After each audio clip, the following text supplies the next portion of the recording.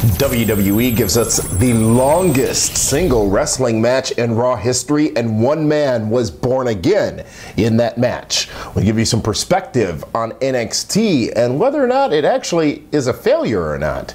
We respond to your questions, your comments, and give you all the day's hot news right here, right now on PWR Tonight for Tuesday, February 20th, 2018.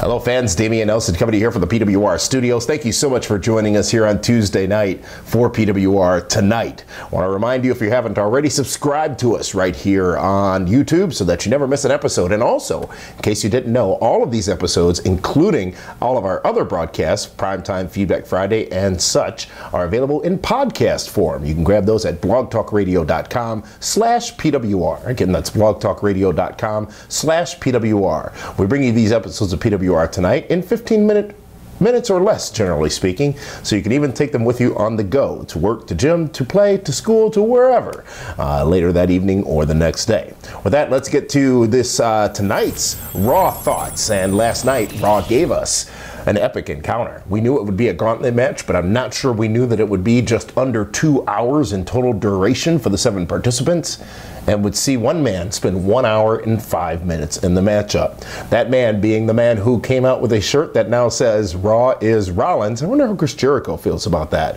Seth Rollins, who was reborn, remade.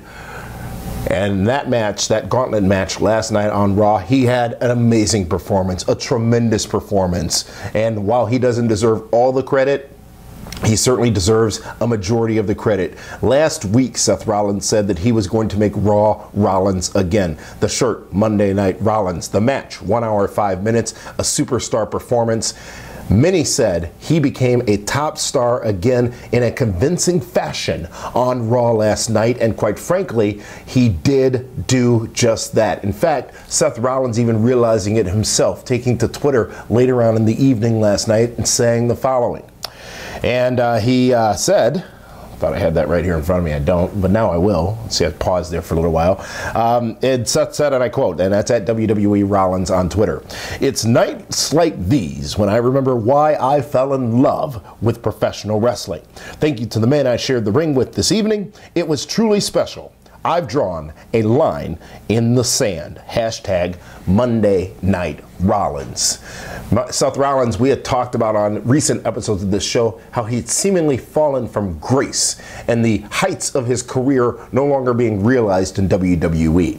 We've had Seth Rollins in this studio on this program. I actually have ring announced some Seth Rollins matchups back for the old Mid-American Wrestling when he wrestled in Milwaukee on a regular basis in the independent scene. So I've seen Seth Rollins wrestle for years. I've gotten to talk to Seth Rollins. He believes he is. And one of the coolest things, and actually our 20-year anniversary is coming up in the next few weeks, and we're going to share with you some unseen moments from that time Seth spent in our studio back when he was the Money in the Bank briefcase holder. But I remember him sitting in the studio and saying, "This is pretty cool." And what it was he, as a wrestling fan, seeing a show of this stature, talking about nothing but wrestling, being presented to wrestling fans in a city that he knows very well, that being Milwaukee, Wisconsin. So it is in his heart. He bleeds it. He breathes it.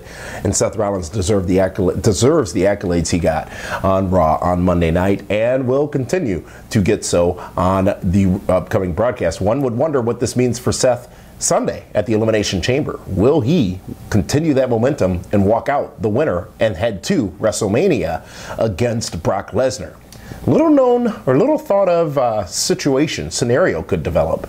Remember, it was in San Jose that it was Roman Reigns versus Brock Lesnar, where Seth Rollins cashed in Money in the Bank.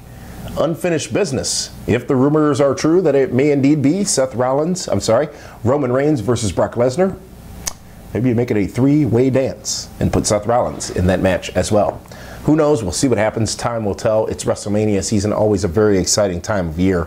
Here's one question I had, though, and it was shared by a viewer on Twitter, and that was reach out to us at PWR Show on Twitter, and it's at Atta Dizdar, ATA_DIZDAR, and he says, they say this: "I thought the gauntlet match was supposed to have something on the line, like being the last person to enter the chamber match, which we know as Elias."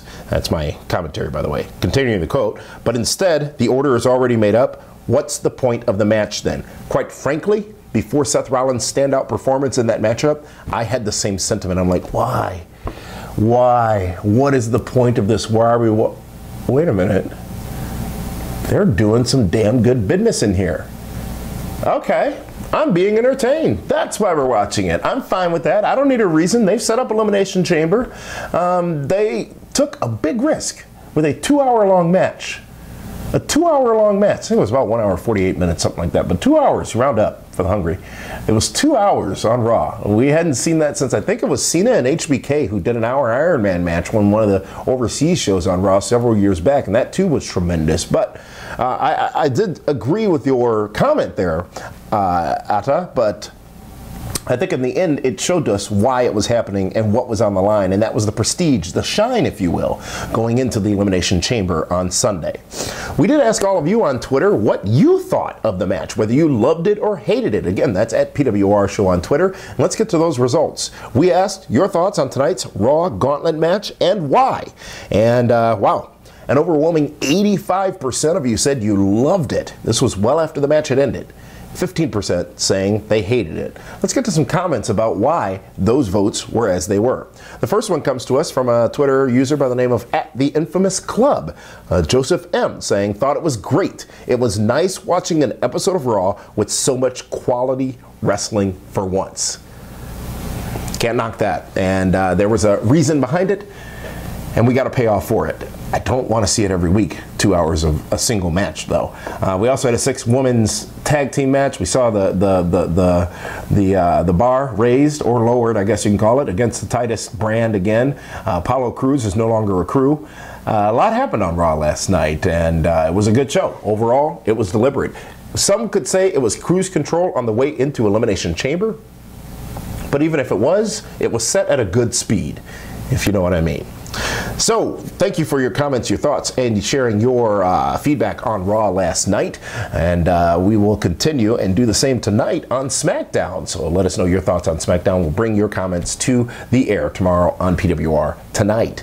Folks, I want to let you know that Shenanigans, the big VIP party, the balcony party coming to Bourbon Street WrestleMania weekend, has now gotten just that much bigger. We've told you it's going to feature Kevin Nash. We also told you it's going to be hosted by SoCal Val. We told you Billy Gunn would be there. We told you Al Snow would be there. Well, now more names have been added, including one dirty bitch, ODB, will be there. And it ain't no party like an ODB party if you haven't had a chance to party with her. And also Victoria, formerly Tara in TNA, Victoria in WWE, she is booked and is scheduled to appear at the Shenanigans Bourbon Street Balcony Party.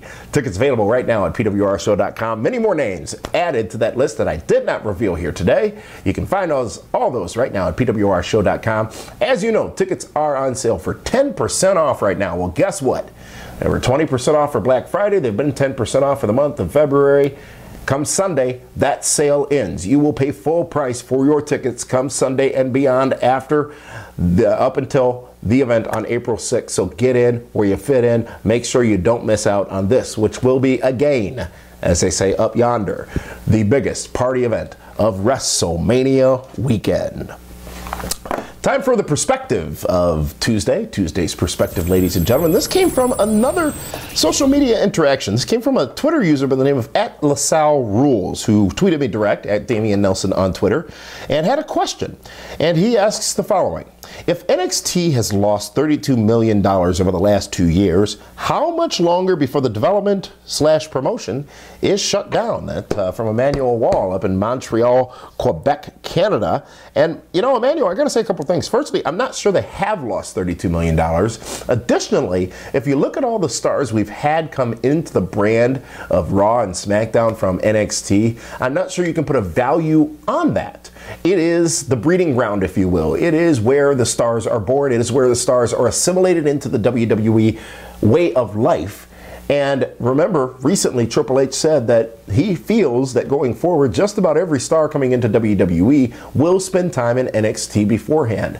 I'm not sure we'd see the Eric Youngs, the Roderick Strongs, the EC3s, the Rockstar Spuds, even though he's on 205 Live. But what it has done, if it's a $32 million loss, I'm not sure that number accurate, by the way. You could probably derive that number from their business results as of late. But it's an investment. It's an investment in the future, an investment that if they did not make, they would not be where they are today, nor will they be in 5 years. So I think NXT is not a separate business segment of WWE from its public reporting standpoint. So we don't really know whether it's losing, what it's making, but to have your own camp, if you will, your own performance center, and to have a training facility for your talents to come on board and be on the big show. Remember, NXT, as great as it is a scaled down version of Raw and SmackDown. From the ramp to the set to the stage to the pre-tapes to the way the productions are handled, it's all preparing the stars to be in that larger arena on that larger stage, and that is invaluable for a company like that. Think of the NFL, the NBA, whatever it may be, Major League Baseball, spring training, the football camps, things of that nature. You couldn't have success on the field or on the court or in the games without those things. I think this is the same philosophy WWE takes to NXT. I feel it's been an overwhelming success. Look at the takeover events. I mean, they're selling out another show and generating hundreds of thousands of dollars in additional revenue on 4 pay-per-view events a year.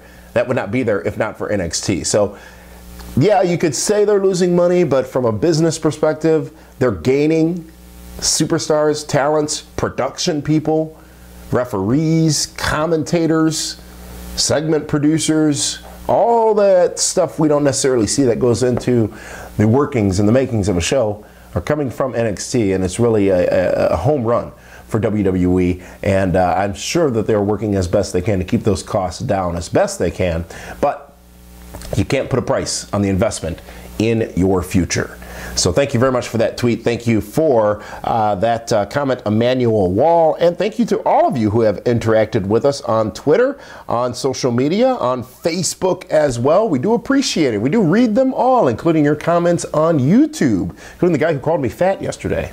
Thank you. I appreciate that. I'm certain I'm not fat. Well, it depends on how you look at it. Is that considered fat shaming?